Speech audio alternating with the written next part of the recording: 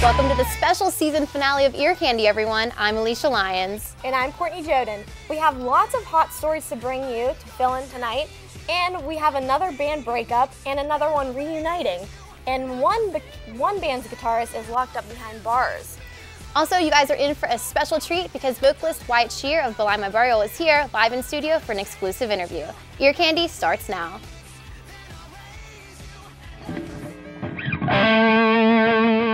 It's not my weekend, but it's gonna be my year.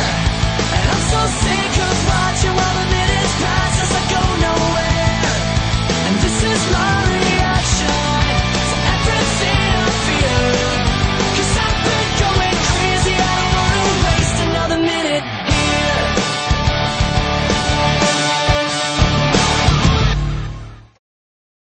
Fall Out Boy just released their brand new studio album, Save Rock and Roll, on April 16th.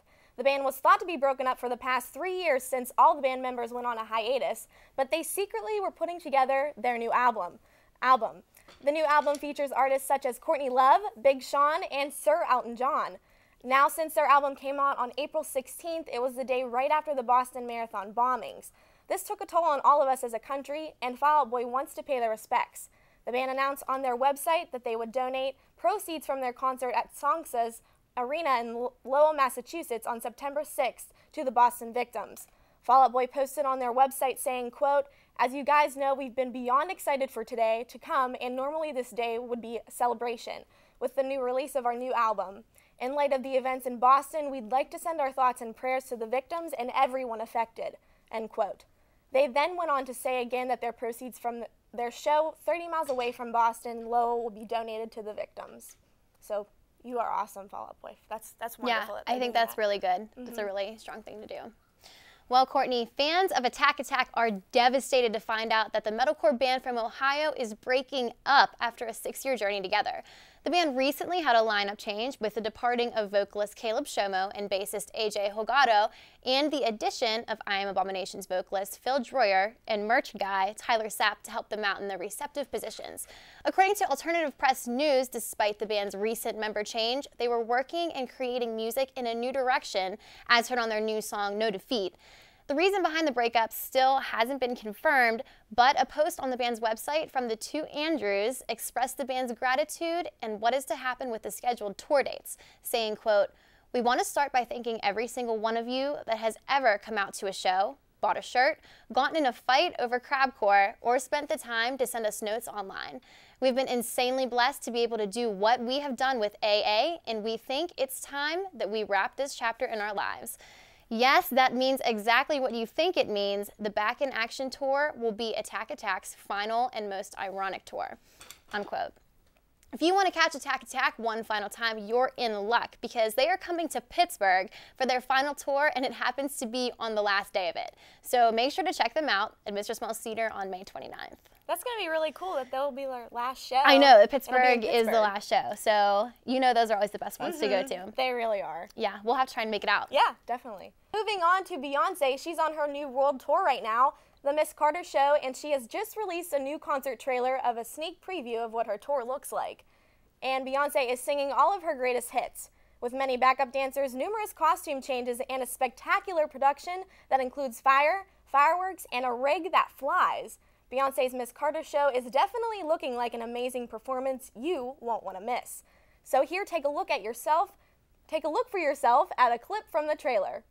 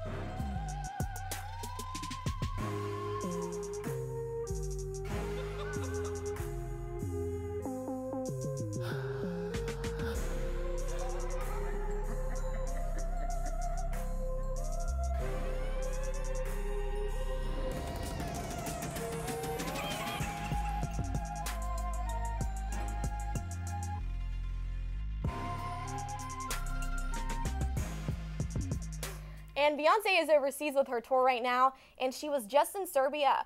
So the tour will hit Paris and then continue on to London, Milan, and Berlin, among other cities. The Miss Carter tour will hit the United States in June, where she will kick off in Los Angeles Staples Center. So that'll be really cool. Whenever, like, have you seen the video? No, but I've heard so much about it. Yeah, there's a lot of costume changes. She's wearing a lot of sparkly things, so. She's fabulous. She's fabulous. Every day is like Beyonce Bowl. Yeah. Well, on the opposite effect, unfortunately, Three Doors Down is not having a good week. 41-year-old bassist Robert Todd Harrell is behind bars after allegedly causing a fatal car accident. According to MTV.com, Harrell was driving at a high rate of speed on Friday night in Nashville when his Cadillac CTS clipped the bumper of a pickup truck, causing it to go out of control and flip. The driver of the truck was 47-year-old Paul Howard Shoulders Jr., who was ejected from the vehicle and killed. According to police, he showed signs of impairment on the scene. He admitted to drinking some hard cider earlier in the day and also taking prescribed painkiller Lortab and an anxiety pill, Xanax. When being transported to Nashville's Metro Jail, he was accused of bringing controlled substances into the building when deputies found a hidden plastic bag in his sock with 8 more Xanax pills, 24 oxycodone pills, and 4 oxymorphone pills. Harrell was facing a possible charge of vehicular manslaughter and has not posted the $100,000 bail yet. Three Doors Down posted a statement on the situation saying, quote, "We are deeply saddened by the passing of of Paul Howard Shoulders, Jr. Our hearts and prayers go out to his family and friends at this difficult time." The band also canceled 4 of their upcoming shows but plans to resume touring on May 31st in Moscow. Whether or not Harrell will be returning with them is still unknown at this point. Wow. It's really sad. That is very sad. It's really sad. So I guess we'll have to wait and see if I heard that he checked into rehab. Actually, I think that was today or yesterday. So I don't know. I mean, I know that bands sometimes they'll have people fill in, but that's a pretty big deal. That is. Well, yeah. I don't know what to say. Yeah, it's sad. It's very sad. But moving on a little bit to more happier things, the Backstreet Boys marked their 20th anniversary by getting a star on the Hollywood Walk of Fame. The famous boy band, the Backstreet Boys, formed in 1993, and they went on to sell over 100 million albums worldwide. Nick Carter, Kevin Richardson, Brian Littrell, AJ McLean, and Howie Duro make up the infamous boy band. They are known for their famous hits such as I Want It That Way, Everybody, and Shape of My Heart. After several hiatuses in the 2000s, the 5 original members officially got back together last year and will be embarking on a world tour in May, starting in China. The Backstreet Boys are due to release a new album this summer and a music documentary in the next upcoming year. So that's going to be really cool to look forward to. You are a fan of the Backstreet Boys, right? What is America going to do? People like in our generation are going to be ecstatic. Yeah, like, that's awesome. They finally, I'm happy that they finally got it. A star on the Walk of Fame. Yeah, they deserve it. They deserve it. Well, Courtney, living in the 21st century definitely has its perks, especially when you need Justin Bieber to be at 2 places at once. The 19-year-old boyfriend singer makes a cameo in will.i.am's new music video called #ThatPower, but in holographic form. According to MTV.com, it's assumed that Bieber wasn't able to make every location of the shoot due to his current world tour, so a hologram of him was used when needed. The video has a very futuristic feel to it, and will.i.am's new album, #Willpower, just dropped yesterday, so fans can pick up a copy today if they want. But while I'm on the Bieber topic, Courtney, have you heard this whole issue with the monkey? I have not. Please explain this monkey situation. Okay, a lot of people are getting really riled up about it. So to set the record straight for fans who've been confused about this, 10-week-old baby monkey, who Jay Beeves named Mally, was given to him as a gift last month for his 19th birthday from Jamal Mally Mal Rashid, says musicnews.com. Bieber tried to take the monkey with him to Germany in his private jet, but he was stopped by the country's customs officials, and I guess they told them that the monkey couldn't enter the country without the proper paperwork. Mally the monkey was kept in safe hands at an animal clinic in Munich until the assumed return to Bieber, but it turns out he didn't want him anymore, and he's releasing it to the officials.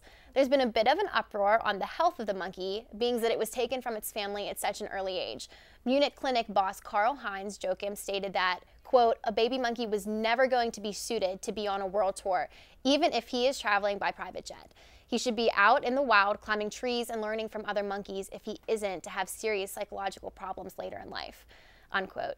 It was also noted that a baby monkey needs to be kept with his family for a full year before departing, and with Mally just 10 weeks old, there were reported cries of her calling out looking for her family already.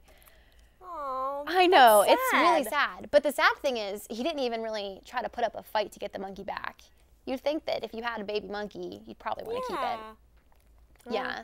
A lot of people were getting really upset about it. I mean, I heard about this last week, actually, because it is kind of almost abuse in a sense. It is kind of. Especially taking it from its mom at such a young age. That is really, really sad. Yeah. Just need to give it back to the mother. Oh, absolutely. Absolutely. But coming up soon after the break, Miss Ali Sukovich will tell you all of the latest news in the music world.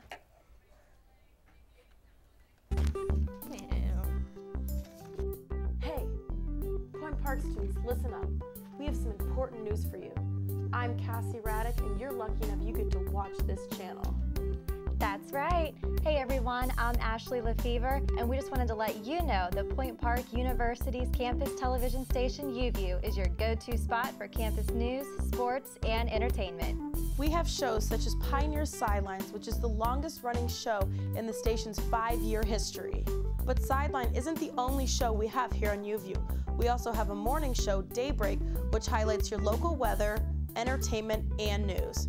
What more could you want? With the addition of music and action sports shows, UView has taken over the campus with quality programming all for you.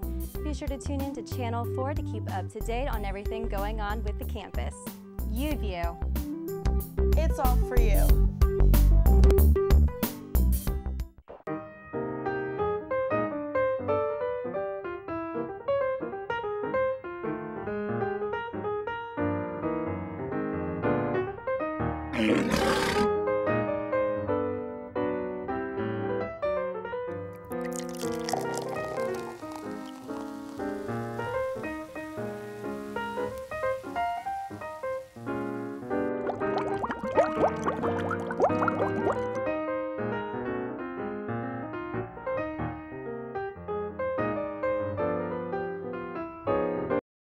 Classic rock band Rush was inducted into the Rock and Roll Hall of Fame last week.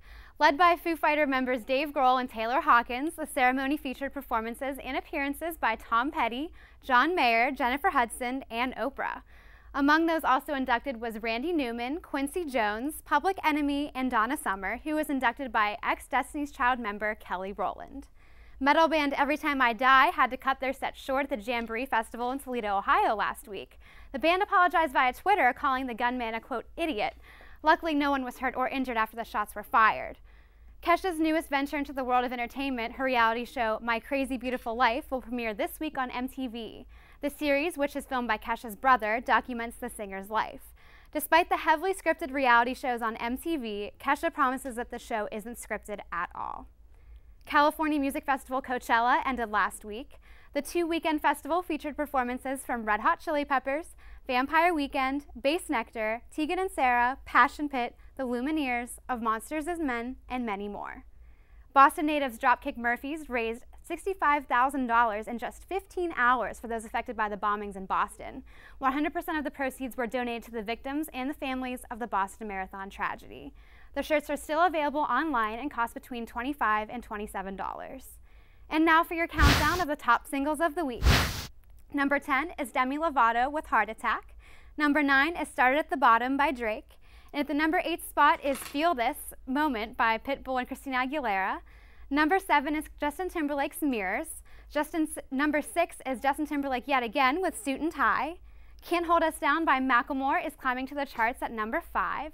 Number 4 is Rihanna's Stay. When I Was Your Man by Bruno Mars has slipped from the number 1 spot to number 3. Number 2 is Thrift Shop by Macklemore and Ryan Lewis. And rounding out your countdown this week is Pink with Give Me Just a Reason, jumping from number 3 to number 1. For Ear Candy, I'm Ali Sukovich. Here's the fabulous Aubrey Henkin for your new artist report.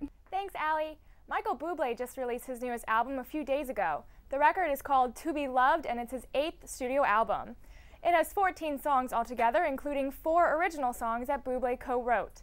Other songs on the album are covers of popular artists such as Dean Martin and Frank Sinatra. To Be Loved also includes a song that features Reese Witherspoon and is currently at the #1 spot on iTunes.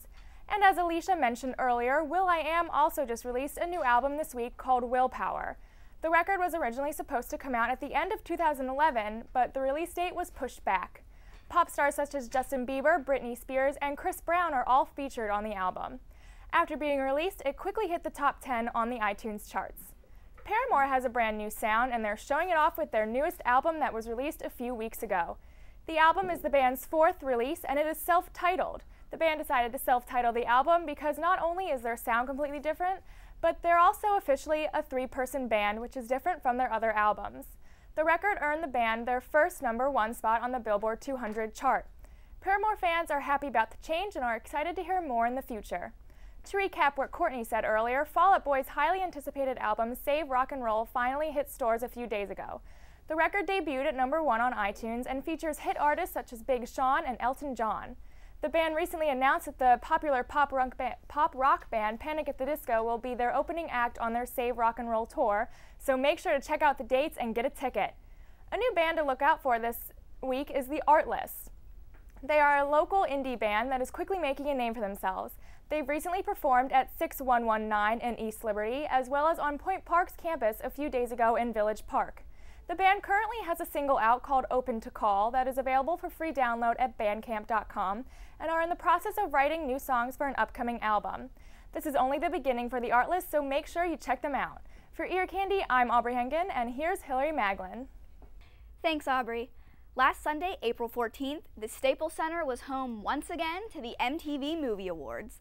While the awards show paid tribute mainly to film, we did see performances by Selena Gomez, Macklemore and Ryan Lewis, and the cast of Pitch Perfect.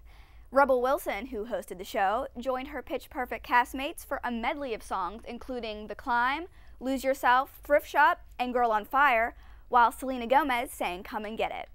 Macklemore and Ryan Lewis performed their new single, Can't Hold Us. While all 3 acts wowed viewers, a bit of a controversy has been surrounding Selena Gomez since the show. Gomez's costume for her performance featured Indian attire, including traditional facial jewelry called a bindi. Some Hindu leaders took offense to the bindi and are demanding an apology from the singer. Hindu statesman Rajan Zed told media that the bindi is, quote, not meant to be thrown around loosely for seductive effects or as a fashion accessory.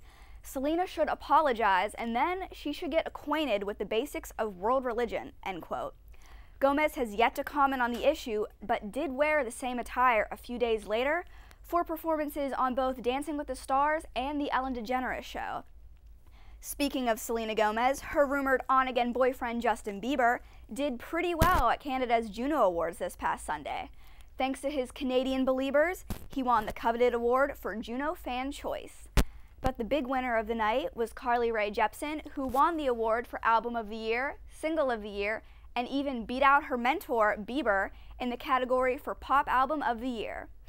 Bieber later expressed his pride for Jepsen, tweeting, quote, hey, if I'm gonna miss one, at least it's my own artist. Happy for you, end quote. Other winners at the Juno Awards included Drake, The Weeknd, and Mumford & Sons. Don't change that channel because coming up after the break, I'll be joined by Brittany Lawfer, Jessica Shannon, and Phil Novotzik to give you the scoop on what kind of coach Katy Perry is seeing. Stay tuned.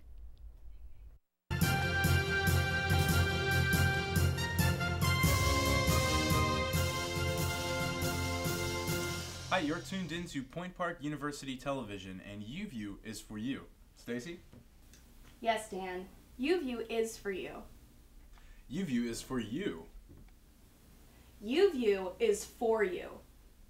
UView is for you. UView is for you. UView is for you. UView is for you. UView is for you. UView is for you. UView is for you. UView is for you. UView is for you. UView is for you. UView is for you. Hey guys! guys. Thanks for tuning back to Ear Candy for your roundtable discussion today. I'm Brittany Lawfer. I'm Jessica Shannon. I'm Phil Novotzik. I'm Hillary Maglin, and today we're discussing Snoop Dogg, aka Snoop Lion. Well, apparently it seems like he's all love and peace now against guns, all because of the Sandy Hook incident and also the Boston Marathon bombings. What do you think about that? I mean, he is a man from California, and he spent, I don't know how many months exactly in, was it Jamaica? Yeah, Jamaica. And became a Rastafarian, which is mind-blowing considering he was like total opposite of that. All in his songs career. were all about murder and guns and violence.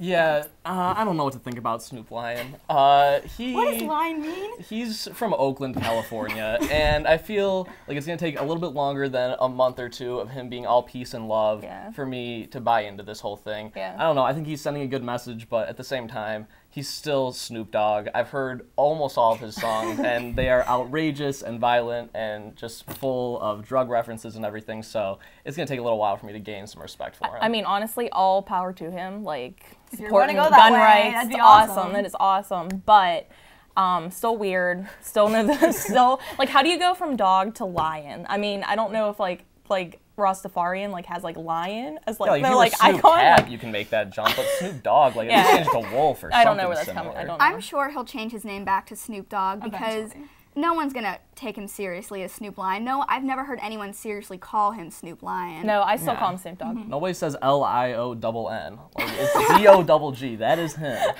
That's true.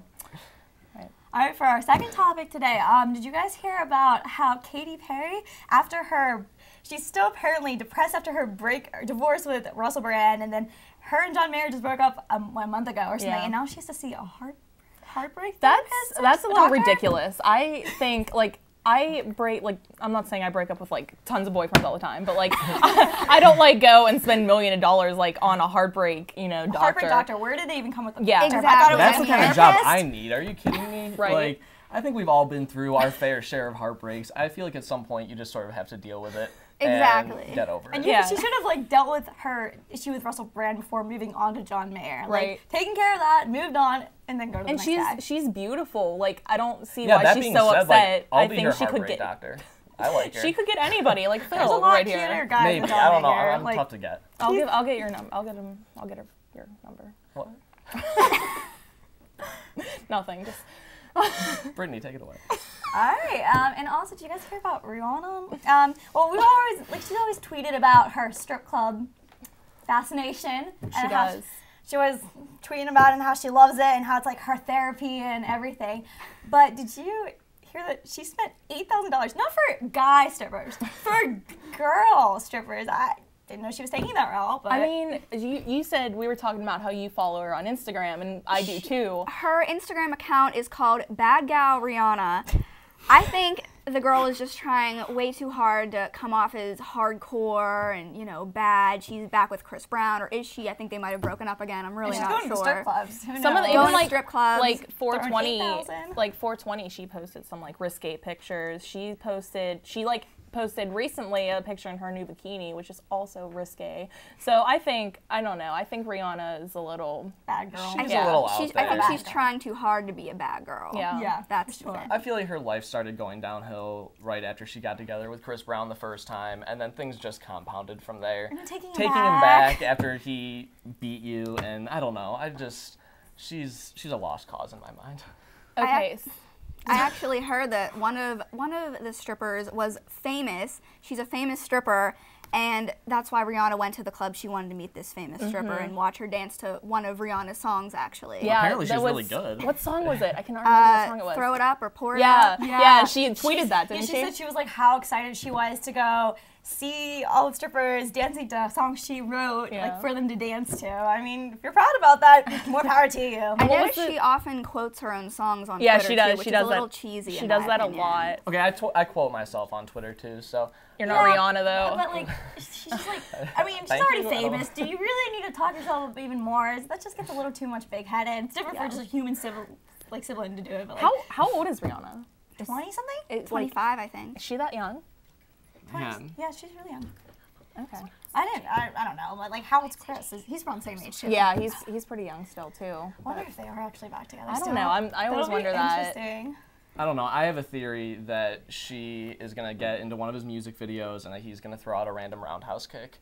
Just during his dance moves. Why would that happen? Have you seen his music videos? That guy throws out random kicks for absolutely no reason. But why would he just put Rihanna in her video and just why kick not her? put Rihanna in? I mean, he wouldn't do it on purpose. She'd probably get in his way.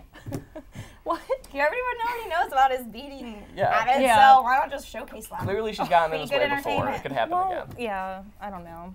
I mean... Well, have you guys heard about Fall Out Boy? Their reunion tour is sold out here in Pittsburgh at Stage AE. I am so upset about that because I wanted to get tickets and it sold out and I cried when I found out. That's because on My Songs Know What You Did in the Dark. Oh my god, I heard it all the time and I just knew the chorus like light it up and I thought that's what it was called and I was just like singing it all the time and then I finally found out I was like, oh my goodness, it's Fall Out Boy. Like I did not care for them before. It's I good. Really it's didn't. awesome. Their new album is really good. They actually amazing. had a song featuring Elton John. I heard that. Is I know. And who else? So They had random. someone else. They meant, my roommate was telling me about it because she's like a huge music person, and she said like they have so many like a totally new twist on their music, and it's amazing. Yeah, I've listened to it. It's really good. I've not listened to it yet, but I definitely am gonna go check it out soon because I love Fall Out Boy. Well, you guys let me know how that goes. Not a huge not Fall Out Boy. Oh yeah, you're country music over here. I'll let you know. I'll let you know. Don't say that with such a negative tone. Okay, listen. Just give the new album a chance. Check it out. Maybe. Elton John is in it. The day you listen to country music is the day I will listen to a Fall Out Boy So album. if we sit in the same room, I put on country, you'll listen to Fall Out Boy. I will. All right, deal. All right. Sounds like a good plan. Perfect. And then we are also here to talk about nothing else. And I think that's all for today. We covered 4 topics. Have you guys heard anything else in the news? Marky Mark. That whole thing about maybe going back with the Funky Bunch. Really excited about that. But Mark and the Funky Bunch. So you can't tell me you didn't like Marky Listen, Mark. we don't want to talk about that. But you do not want to change that channel because when we come back, we have the lead singer of Belie My Burial here in studio. Stay tuned.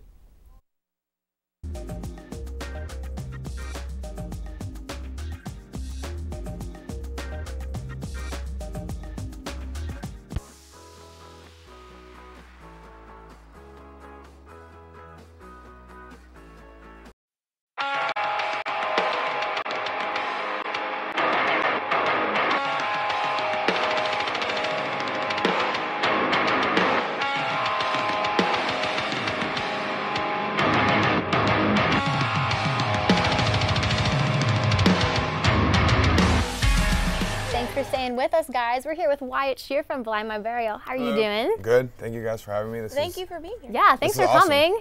Yes. Definitely. You guys have an awesome team here. It's oh, cool to see thank how it you. Thanks, Wyatt. We don't do a lot of interviews, so this is a special treat then. Yeah. Yeah, no, it really is. It's been a while, and then it's been a weird long year, so fresh new year should be good.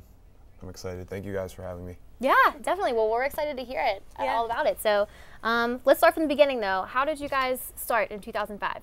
Well, we were all like sophomores, juniors in high school, and myself, our bass player, Tim, we call him Duck, and our guitarist, Adam.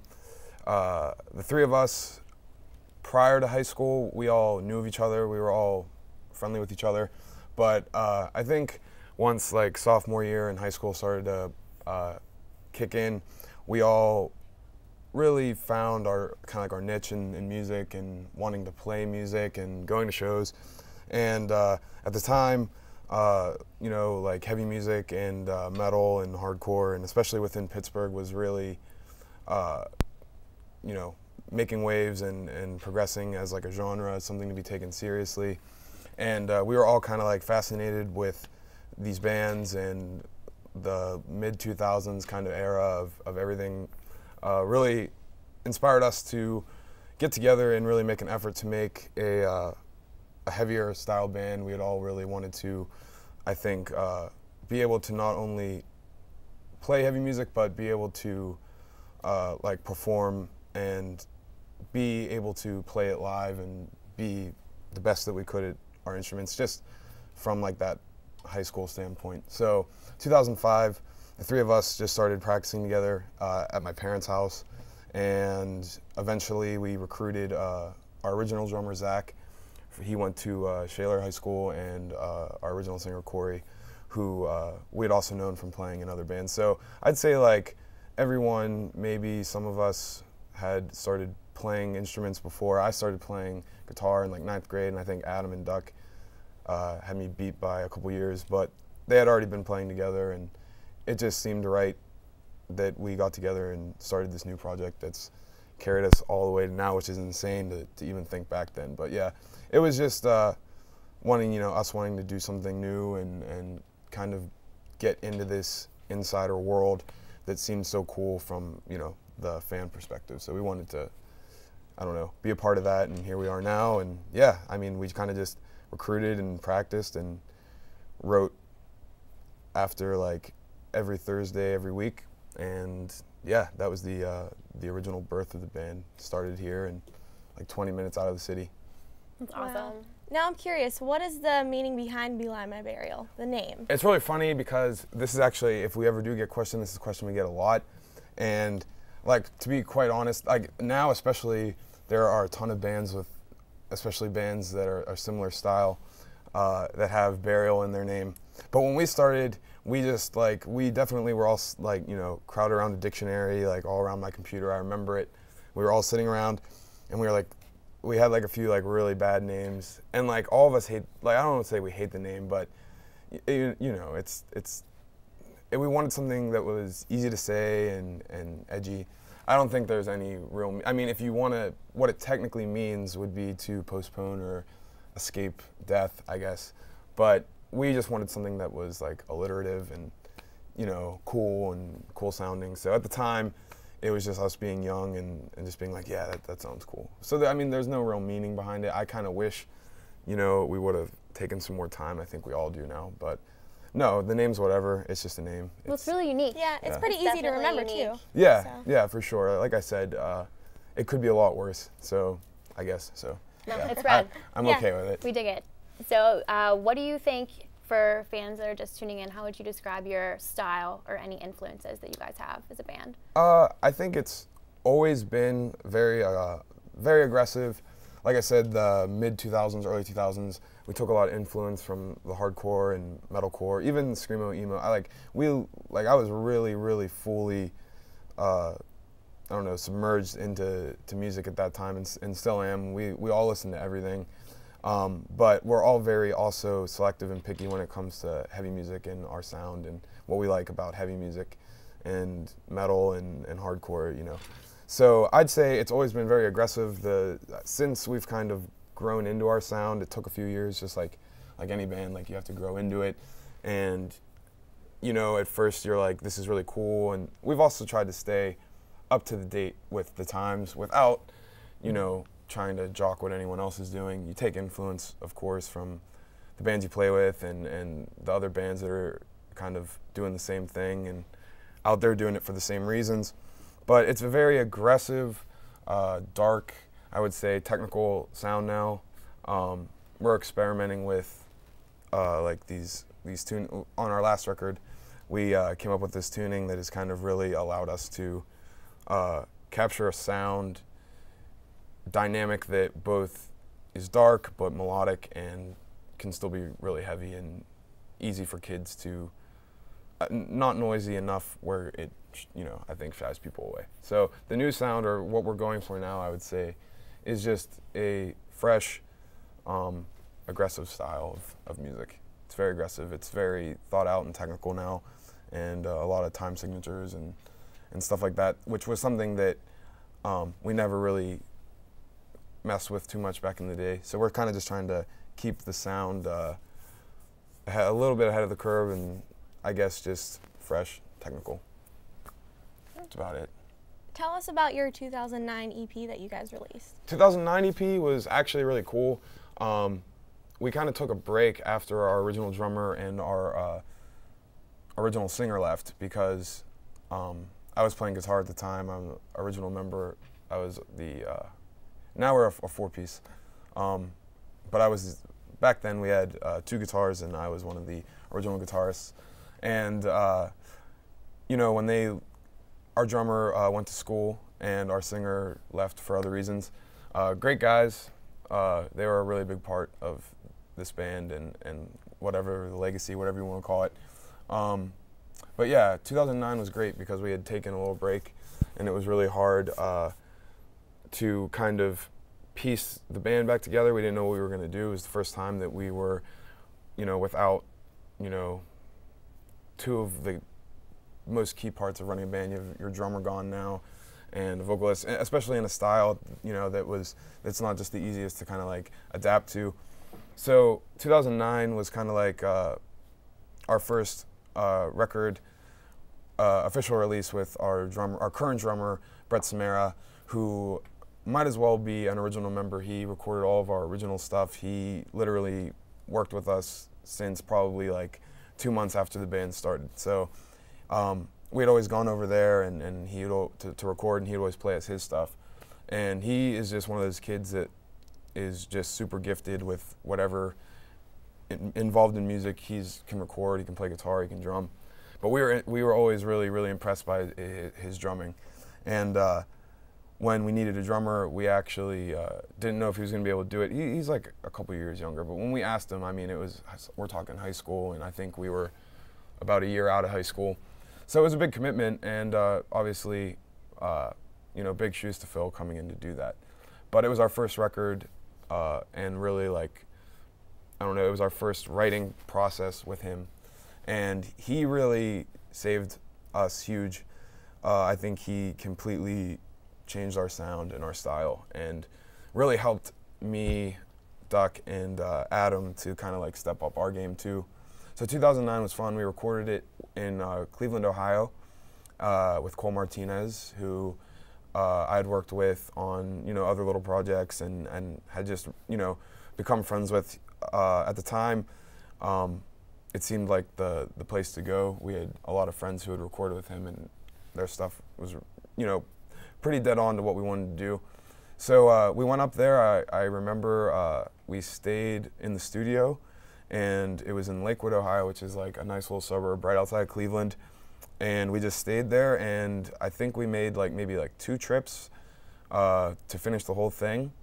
And we put it up, and we released the Paper Idol video along with that, directed by Justin Darlington. If you're watching, Justin, thank you. And as soon as we kind of released that, it told people who had been waiting and not really knowing, because at the time we hadn't really been touring. We had, like I said, we were just out of high school, and we had done a summer tour our senior year graduating. So when we got home, that was when our drummer was sent off to school and our singer quit shortly after. So it was kind of like a weird time, but we spent kind of the rest of 2008 writing this EP, and the whole process was great. And like I said, afterwards, after we released it, kind of saved the band and established me as the vocalist too, which is something that was weird. I never really looked at it as a big deal. It's kind of just the shoes that needed filled. But it was really fun for me to handle the lyrics and work with Adam on some of the guitar still and some of the ideas. Be able to take a step back and let the 3 of them kind of do their thing, which is always really good because I feel like I'm best to do my stuff last. Okay. After all the good stuff's there, then you let me come in, and yeah. But no, it was really cool. It's still doing good on iTunes, and there's still a lot of people that are really like that EP. So for what it was at the time, we're stoked on it, and I'm just glad it was received well. But recording was really fun. It was a good time. Absolutely. Now, you mentioned like a couple things that you guys had to go through. I mean, you had to change positions completely in the band, and then you had member changes. So would you say that one of those have been one of the hardest things to overcome, or anything else in particular? I would definitely say that, I mean, switching to vocals, it definitely takes a toll on you. I'm definitely like, people ask me vocal questions all the time, and I feel it's funny because I don't have like any tricks or techniques. I just literally am shouting and screaming and yelling as hard as I can. And I really have I kind of just was like, all right, I'll try and do this. And there's stuff I can't do, there's stuff I'm good at. Like I know my weaknesses and what I'm okay at. But yeah, I mean, that wasn't so hard because like I said, it was just kind of like what needed to be done. And there was no way that I was going to leave the band, and Adam had surpassed me in skill anyway on guitar. So it was kind of just how the time had kind of shifted everything into place. That wasn't really, I mean, it was tricky, but looking back on it now, I'm glad it happened. It was things more like dealing with record labels, independent record labels. We were supposed to release our full-length record on a independent record label from the United Kingdom, and over some disagreements and whatnot, they kind of left us hanging and kind of handed us our record back, which we were completely fine with. And you know, we were all really distraught and stressed for a while. Just financially, it's a lot of money to kind of just back out on. It's kind of just left on us. So we spent literally all of 2010 touring, which was cool because it was the first time right around the time we finished recording the record. As crappy as the news was with the label, we were also just starting our tour with our booking agent at the time. So we were touring all throughout summer, but also trying to figure out when we got home how we were going to finish the record financially and production and all that stuff. So that was really hard. We didn't want to compromise. We didn't want to throw it away, and we didn't want to, you know, compromise the integrity of the record. And we had worked really hard on it and really hard on the songs, and we kind of just snapped out of it and, I don't know, took it by the reins and kind of just drove it home, tried to get everything done as fast as possible, which was definitely not the case. Good friend Brian Hood mixed and mastered it, and Brett actually finished the whole tracking process and mixed it a little bit. So it was really cool to see our friends and just other good dudes, good people. Sarah Timms out of LA did beautiful photography for it and really took the concept and idea that we had and made that happen. So instead of kind of, I think when a lot of people would be discouraged or just literally exhausted and throw their hands up and give up, we kind of like tried to do the opposite, which definitely wasn't easy. I don't think any of us are naturally like that, but that's awesome. The moment of urgency. That shows like you guys have made it for such a long time. Yeah, and I mean that's the kind of, I mean you have to be able to, doing this the way we've done it, you have to be able to get up countless times, because there are many more lows, I think, and many more struggles than the high points. But I think that you know, those struggles and whatever definitely make the higher points feel more worth it. But you know, there's struggles every day. Independent music's independent music, so you know, we're out there just like everyone else with a message and with a sound and with a t-shirt. You know, everyone's just trying to do it. So it's cool that you know, people are still following us and giving 2 cents about what we do. Absolutely. Well, tell us, you guys have a new EP coming out, right? Yes. Okay, tell us a little bit about that, where we can get it when it comes out. Right now, we are actually currently recording it. I was actually supposed to be going over there after this, but Brett has some finals too, and wasn't able to do it. But we were literally recording it right now. We're self-producing it at our drummer Brett's house. Very excited about it. It's definitely, I think we released a single that's going to be on it, I think, back in the fall or early winter of last year. That's on YouTube and on our Facebook and everything. And we had planned to kind of, last summer when we got home, we were talking about refocusing and kind of just trying to get some, like I said, because with our full length coming out last March, those songs were written in 2009. So we really had notes, and with all the touring, we weren't really writing anything new. So we realized how long it had been since we had actually written new stuff. And that was just something now with, like I said, Brett's skills and ability to record. We're very lucky to have him and his setup at his house, because it makes recording completely fresh and, you know, non-stressful. It's just the 4 of us hanging out, and we can take as much time as we need, and of course financially it's the best. So we have some other people too on board, some other producers. We just like to work with like the smaller people that we know are really in it for the same reasons we are, and that can offer us something beneficial. And you know, we're always looking to help out people and send our work, give anyone a chance, anyone that wants to work with us. So I'm really excited for it. I think it's way more, I think it's going to be received live way better. I think that our record last year was kind of more rapid fire all over the place, and with the EP, with it being 6 songs, it's kind of more focused. And like I said, all the same elements from 2009 on, or I think, are still there. I think there's something for everyone that likes heavy music, but we've also tried to stay true to ourselves and trying to kind of keep our own, I don't know, our own pocket within the genre close to us. So I'm really excited. It should be out. We procrastinate a lot, but it should be out. Don't quote me on this. Now you have me on camera. This is really bad because it's definitely not going to come out when I say it is. But well, we'll keep an eye out for it. Yeah, definitely. Okay. Well, luckily, things are moving pretty fast, so it should be hopefully out before August. Let's say that. Okay. Before August. It'll be online. blindmyburial.bigcartel.com. That is our merch store. And iTunes, Blind My Burial. So it should be on both physical and digital as well. So yeah, great. Hopefully August. Yeah. Yeah. Well, we're definitely excited for August. I mean, it's good enough to wait for September. We can hold out for some good music. So whenever it comes out, we'll make sure to let you know. Thanks again for coming out. Thank you guys very much. Yeah, I appreciate it. Thank you. Yeah, and unfortunately, this is the season finale for Ear Candy. It is. But make sure to stay tuned. We have a Census Fail interview coming up next week and a lot more over the summer. So stay tuned as always. Go to www.youtube.com/earcandytv1, and that way you will be updated with all of the latest music news and exclusive interviews. All right, guys. Good night. We'll see you in the summer.